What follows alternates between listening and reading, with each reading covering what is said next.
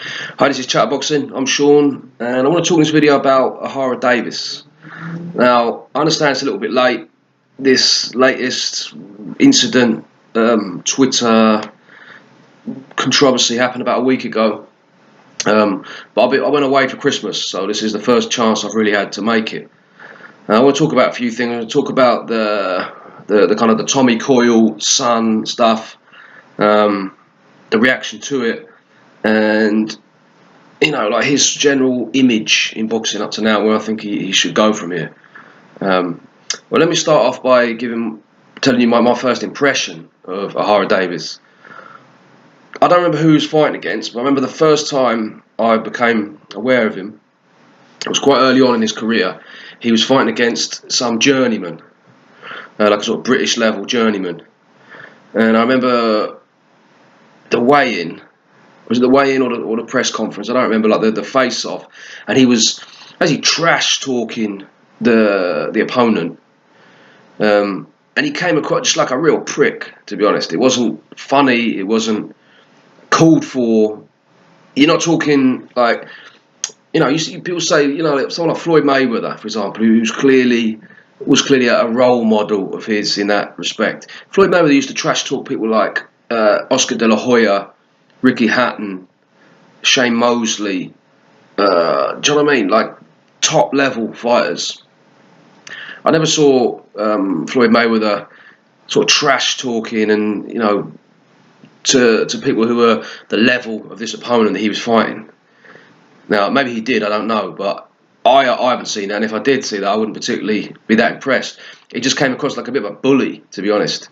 Like when you got someone who, without meaning to be disrespectful to the opponent, was pretty much sort of harmless in a way, and he's there just disrespecting him, and especially the fact that there's no sort of humour to it. It was just, he just came across as sort of disrespectful, just quite obnoxious, and I didn't like him at all. That was my first impression of him. I remember scrolling down the comments, people for the most part thinking the same thing or saying the same thing. But I wasn't too hard on him. I thought, well, he's basically a young kid, and he's acting up, trying to draw attention to himself. He obviously thinks that this is a good thing to be doing. This isn't. Well, it didn't look to me like this was just his normal, real character. Do you know what I mean? It looked like he's trying to draw attention to himself. He's trying to promote himself. He comes from London. There's a lot of boxers in London, much bigger than him. He doesn't instantly have that much interest in him. He didn't have a big amateur career, so he obviously felt that he needed to do something to draw attention to himself and stand out from the crowd. So I didn't particularly like it, but I didn't think he was like the reincarnation of Adolf Hitler. Do you know what I mean? Like some people, seem to get carried away with a lot of comments and stuff you read. So as his career went on, he started to grow on me.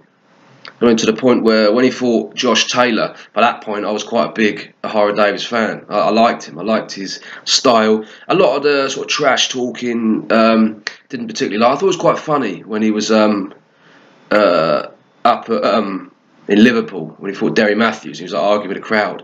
I mean, he was getting like caned by the crowd, but he was still trying to give it. But he made me laugh. Someone put a comment in the video that it looks like a supply teacher trying to like control a rowdy class, and that was spot on. But that's what it looked like. He was there on the stage trying to give it, but just like appalling banter. It was terrible, and the crowd were just caning him. Now, some pretty unpleasant comments, no doubt, coming at him. And over the years, he's obviously got his fair share of abuse on Twitter, Facebook. I don't have Twitter, but I've seen bits and pieces. I've seen a lot of stuff on Facebook, and people are cunts, aren't they, for want of a better word. So he's obviously receiving a lot of abuse. Now, he's brought most of that on himself. I mean, with his persona, he's obviously played up to that. I mean, I remember watching the Tom Farrell press conference, and it was cringeworthy. Like, he was talking about going on about his watch being more than his. It just seemed so out of place. I don't know if anyone watching this has ever seen a film called Glengarry Glen Ross. Classic film. It's got Al Pacino, Kevin Spacey, Jack Lemmon. Who else is in it? Alec Baldwin. There's Alec Baldwin. They're like sort of typical. Like I don't know when it's. I think it's maybe like the 90s. I think like hard-nosed American salesman. You know, I mean that sort of style. And there's one when there's a scene when he's going on about like his car. Because you see this watch. This watch costs more than your car. That's who I am, and you're nothing. And it was funny. Do you know what I mean? The way he does it in that context, he obviously came across like an absolute arsehole, but it kind of suited the persona of who it should be. Do you know what I mean? Some American salesman, like kind of business, like thinks, you can picture the kind of guy. If you haven't seen a film, but when you got like some, 22-year-old or however old he is, like kid from London, like doing it just to some other like young English, it just sounded like cringeworthy and ridiculous, to be honest. And like, everyone watching that, it's very difficult to warm to somebody like that, and people in England especially, the way English people are now. Yeah, I personally think Ohara Davies, he's not a bad bloke, and I think that although he says some stupid stuff, he's a bit of a pillock, he's certainly not a scumbag. But I can't blame people for watching stuff like that and just thinking, yeah, I don't like this bloke. He's just a prick, basically. So he's created that. I've seen a thing on like Sky Sports when he's saying that he doesn't really want to do that anymore. And to be fair, this isn't a new thing that he's saying. I remember in the build up to the Taylor fight, he was kind of saying the same thing. So this isn't just a total reaction to what's happened this time. Obviously, this has been a real kick up the arse for him. I think possibly with the Tom Farrell one, he was obviously feeling a bit defensive because everybody was just winding him up. He just quit in a fight, which, obviously people are rubbing his nose in it. They're giving him a load of stick, and he's kind of gone back to that role. But he's saying that now he doesn't want to do that anymore. And we'll see. I don't think he's not very good at it. Basically, it doesn't suit him, in my opinion. The sort of the trash talker. I mean, maybe he can say a few things here and there. He's not someone who's gonna take shit. Do you know what I mean? If someone starts giving it to him, he can dish a bit out back. But I don't think he should be really like trying to start with that stuff off, because he's just rubbish at it. Do you know what I mean? He takes a certain skill. He's trying to emulate people like Mayweather, McGregor. They're naturals. Do you know what I mean? They're good trash talkers, and they sound good doing it. If it's just forced and then just don't bother, and definitely don't bother getting into it on Twitter with people, because there's nothing good can come from that. Do you know what I mean? Especially when you're getting into this, like the stuff. Okay, like the Sun and Hillsborough. Okay, everybody watching this from England and the UK knows all about Hillsborough. I'm assuming most people watching this from other parts of the world have seen by now. This isn't the first video you would have seen about Ohara Davies if you're interested in watching this. So I don't really need to go too much into the Hillsborough thing. You probably know what that is. But it's a very sensitive subject. Now, I believe that he didn't know anything about it. I believe that 100%. But what I want to talk about, this, when you get into like kind of criticising people and like groups of people, in this case Scousers, people from Liverpool, for those who aren't aware, it's a bit of a dodgy game. It's not something you want to get into. If you want to have a go at someone, then I suggest you sort of keep it to them personally. Because if you start like doing it, because a lot of people from Liverpool no doubt give him a load of grief, but most people don't. So once you start using these kind of general terms, and you end up alienating like big groups of people. I'll give you an example. I lived, when I was about 22, I went to live in Leeds for about a year, and I was doing a bit of a joke. There was someone in the pub.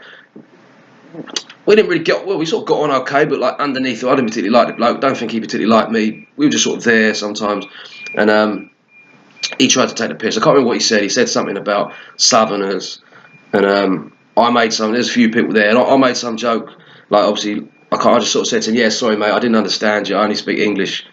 Just, I mean, just joke, obviously, for the Northerners like watching this. But all the people there were pretty much all from Leeds. So even though I was sort of trying to take the piss out of him, it ended up that I was just taking the piss out of all of them. So we're doing the same thing, but you kind of, everyone else is sort of thinking, "Oh, this bloke's a bit of a," do you know what I mean? So that's what I think Ohara Davies has got himself into, where you start arguing with like individual people from this place, and then you start like just sort of mugging off the whole of Liverpool. You're gonna like piss people off. Now, the Sun is a despicable, disgusting newspaper. Now, Ohara Davies probably, well, yeah, pretty much. I'd say more or less 100% didn't know anything about Hillsborough, or at least didn't think about it, didn't really. Maybe if you sort of jogged his memory, he might sort of rings a bell slightly, but I don't think he had that on his mind when he did it about the Sun. But it's a very, very sensitive issue. Now, the Sun is an absolutely despicable newspaper, and the people of Liverpool have got every right to be very sensitive about that particular topic. So, Eddie Hearn pulling off the show. Some people say it's harsh, and I don't really have a problem with that. To be honest, I think that that's his image, and I think this was it had gone too far. A lot of people see that, and it's a very sensitive subject. Do you know what I mean? So people see that, and that's not really the image that he wants for his company. Now, Liverpool itself is a big fight city, but also people generally across, like, it's obviously football. You do have a lot of wankers who are sort of like giving it about, oh yeah, well, Liverpool are causing trouble and blah blah blah. But generally speaking, most boxing fans are football fans as well, and there is a big sympathy for the people of Liverpool for what happened there. So I think he just thought, yeah, this is going too far, and that's not something I want to associate myself with, and I want to make a point of basically showing respect for that. So I don't really have a problem with that. Do you know what I mean? It's up to him. It's not up to him what Ohara Davies does. Ohara Davies can do what he wants, but if he's going to be on my show and you're going to represent my company, then you have to adhere to a certain extent to the image. Do you know what I mean? Now I've got a company. I had like one person once sent him to do something for me because someone else couldn't do it.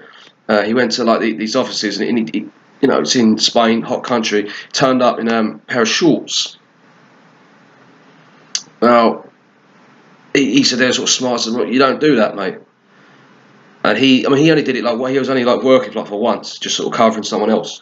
But you can wear shorts as much as you want. You can wear shorts to your wedding if you want. It's none of my business. But if you're doing it under my name and you're going to be acting as a representative of me, then you basically respect my image. And my image isn't turning up to one of the biggest companies in the city wearing shorts, regardless of how hot it is. If you don't agree with it, okay, fine, go and do something else. No one's forcing you to come and do this job for me. So I see it the same way with Eddie Hearn. Now, people say that he's encouraged Ohara Davies's behaviour. Yeah, he probably has. He probably has to a point.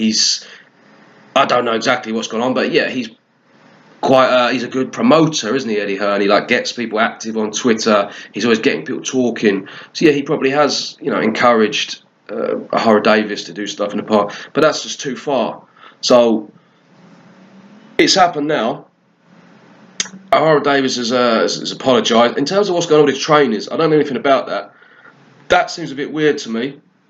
If it is a case of they've literally just sort of distanced themselves from him because of that comment, then that's very unimpressive from them. But I don't know. I don't know the details. I don't really want to comment on that. But he's apologised for it. If you're still thinking that he, genuinely knew about the Hillsborough disaster and that's what he was referencing, if you believe that, then obviously fair enough. You've got to hold it against him. But I don't, personally. So I don't really see why, from now, people can draw a line under this and basically move on. Do you know what I mean? I think Ohara Davies, everybody deserves a second chance.